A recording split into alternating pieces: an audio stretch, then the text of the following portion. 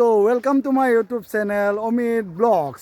আজি আপোনালোকক দেখাবলৈ গৈ আছোঁ আমাৰ লগত নেশ্যনেল খেলা প্লেয়াৰ এটা আছে, তেওঁক দেখুৱাবলৈ গৈ আছোঁ। তেওঁ ইয়াত অনুশীলন দি আছে। কমচে কম তেওঁৰ যোনটো ইনষ্টিটিউট আছে অনুশীলন দিয়াৰ, সেই ইনষ্টিটিউটত তেওঁৰ 6-7জনমান মেম্বাৰ আছে। তেওঁ ভাল ভাল মেম্বাৰ কেইজনমান লৈ তেওঁ প্ৰশিক্ষণ দি আছে। তেওঁৰ লগত আজি আমি কথা পাতিবলৈ যত্ন কৰিম আৰু তেওঁক সুধিম কেনেকুৱা ধৰণৰ প্ৰেক্টিচ দিয়াইছে আৰু কেনেকুৱাকৈ প্ৰেক্টিচ দিয়ালে মানে মানুহে আগবাঢ়ি যাব পাৰিব বা ভাল টাইমিং এটা আহিব পাৰিব। পৰৱৰ্তী সময়ত তেওঁৰ প্ৰেক্টিচবোৰো আমি দেখুৱাবলৈ যত্ন কৰি যাম। প্ৰেক্টিচ একেলগে কৰা আমাৰ হৈ গ'ল 3 মাহমান হৈ গ'ল। 3 মাহমান হৈ গ'ল ন? এটা ভাল টাইমিং আনিবলৈ হ'লে কেনেকুৱা ধৰণৰ অনুশীলন কৰিব লাগে অকণমান আমাৰ যোনটো ভিউৱাৰ্ছ আছে ভিউৱাৰ্ছক ক'ব পাৰিব নেকি?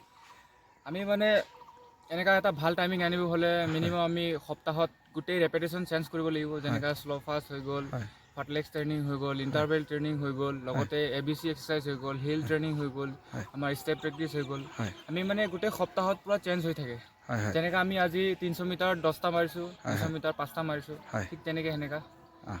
আৰু যিবোৰ নতুনকৈ এতিয়া ৰানিং কৰিবলৈ শিকিছে তেওঁলোকৰ কাৰণে কিবা আপুনি ক'ব নেকি? আপুনি বিগত দিনত আপুনি দুবাৰকৈ নেশ্যনেল খেলিব গৈছিল, তাৰ অভিজ্ঞতাৰে কিবা ক'ব নেকি আপুনি?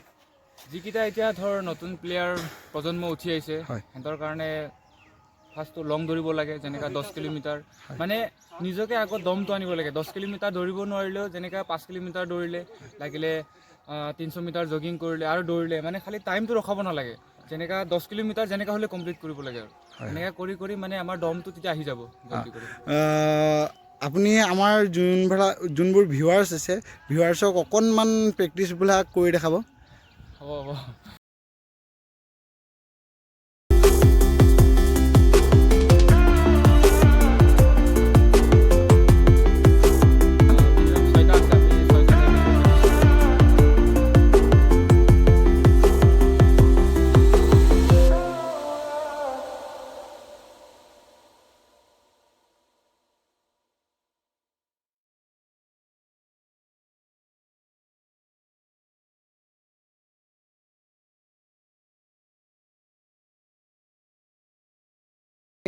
এই প্ৰেক্টিচটো কৰিলে কেনেকুৱা ধৰণৰ উপকৃত হ'ব পাৰে সেইটো আমি তেওঁৰ পৰা সুধিবলৈ যত্ন কৰিম।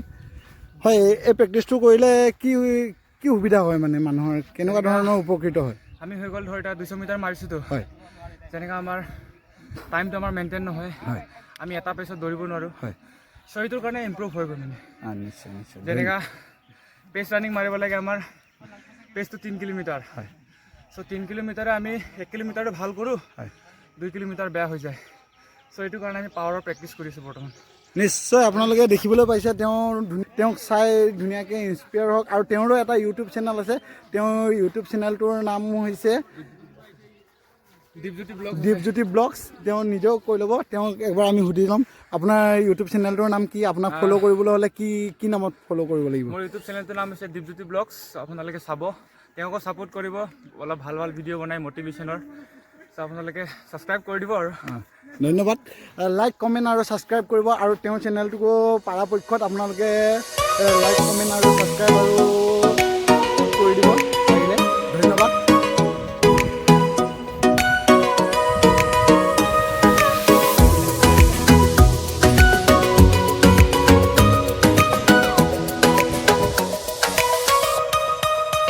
Gonna take it slow.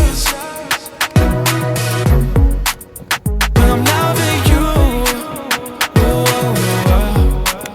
gonna take it slow.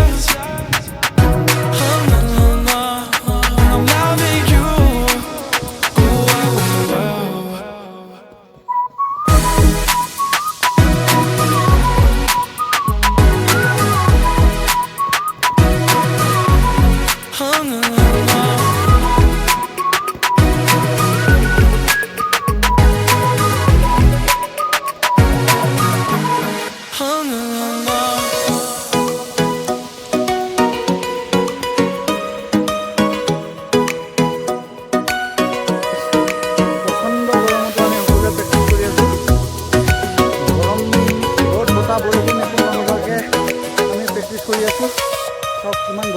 Gonna take it slow.